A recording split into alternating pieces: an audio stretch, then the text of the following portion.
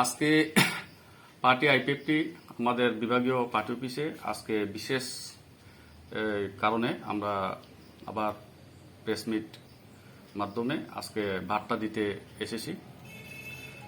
গতকালকে আমরা সবাই জানি, অবগত আছি যে কালকে আমাদের অ্যাক্টিং প্রেসিডেন্ট শ্রী উত্তম কুমার নেতৃত্বে যে একটা বিক্ষোভ মিছিল করা হয়েছিল আমাদের গন্ডাছড়া বাজারে।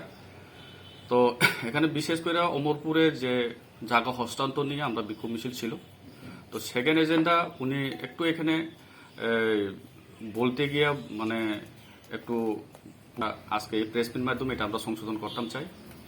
যেহেতু গত 25 জুনে উনি বলতে চেষ্টা করেছেন যে 25 জুনে যে ওখানে ক্ষমতা যারা এডিসিতে রয়েছেন তথা ত্রিপুরা মোঠা, তো তারা বিল পাস করেছে বা রেজলিউশন পাস করেছেন যে গ্রেটার ত্রিপুরাল্যান্ড, কিন্তু সেটা কিছু রাজনৈতিক দল সেই গ্রেটার ত্রিপুরাল্যান্ডের বিরোধিতা এবং ত্রিপুরাল্যান্ডের বিরোধিতা নিয়ে অনেক কিছু আলাপ আলোচনা আমরা মিডিয়া সোশ্যাল মিডিয়াতে আমরা দেখি।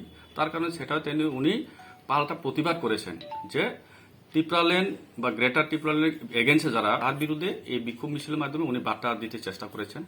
তো পাশাপাশি যে গ্রেটার ত্রিপুরাল্যান্ডকে বিরোধিতা করে সে এডিসি এলাকাকে নির্মূল করা বা এডিসিকে ভেঙে দেওয়া, তো তাই নিয়ে কিছু রাজনীতি দল যেমন বিভিন্ন আমরা বাঙালি দল, ওনারা আমরা দেখেছি প্রেস মিট মাধ্যমে এবং সোশ্যাল মিডিয়া বাদে কালকে বিক্ষোভ মিছিলের মাধ্যমে কালকে ওই কথাটা উনি তুলতে চেষ্টা করছেন। তার জন্য আমরা ক্ষমা প্রার্থী কালকের যে এর জন্য।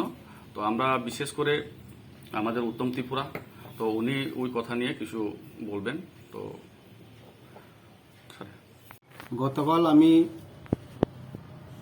এই গন্ডাছড়া ডিভিশন পার্টি আইপিএফটির ডিভিশন কমিটির উদ্যোগে এবং আমার উদ্যোগে গতকাল দুইটি ইস্যু নিয়ে আমরা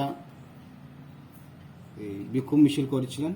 তাই এখানে বিভিন্ন সোশ্যাল মিডিয়ারা এখানে কিছু কথার মধ্যে ব্রেক দিয়ে যে আমার কথা যে ত্রিপুরাল্যান্ডের বিরুদ্ধে নাকি আমি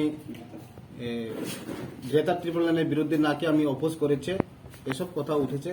অথচ আমি গ্রেটার ত্রিপুরাল্যান্ডের বিরোধী নয়।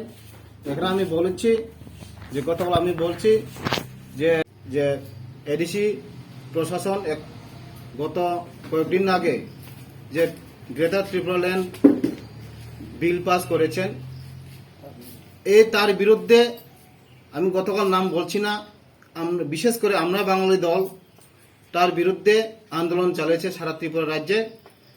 শুধু তার বিরুদ্ধে নয়, আমাদের এডিসি যে 1984 সনে আমরা রক্ত জড়িয়ে এই এডিসি ত্রিপুরা সার্বিক উন্নয়নের জন্য এবং ত্রিপুরা অস্তিত্ব রক্ষার জন্য আমরা এডিসি পেয়েছি। এই এডিসিকে নির্মূল করার জন্য ওনারা দাবি তুলেছেন। এই দাবিকে আমি অপোজ করি বলে আমি গতকাল আমার চেষ্টা করেছিলাম। কিন্তু এখানে বিভিন্ন সোশ্যাল মিডিয়া বাইরা এখানে আমার যে কথাগুলোকে বুঝতে না পেরে অনেক কিছু বানিয়ে ব্রেকিং নিউজ করেছেন। তাই বলে আমি যে কোনো সোশ্যাল মিডিয়া বাইরেকে আমার প্রতি অনুরোধ যে সঠিক খবরগুলো আপনারা প্রকাশ করুন। এভাবে আলতু ফালতু বা বিভিন্নভাবে যে আমি যে কথাগুলো বলছি এই কথাগুলো আপনারা না বুঝে এভাবে শুধু আমার নয়, যারে হোক, যে কোনো ব্যক্তি হোক, কথাগুলো বুঝে পরিষ্কার করে আপনারা সোশ্যাল মিডিয়াতে ভাইরাল করুন বলে আমার প্রতি আহ্বান। সবাইকে নমস্কার, ধন্যবাদ।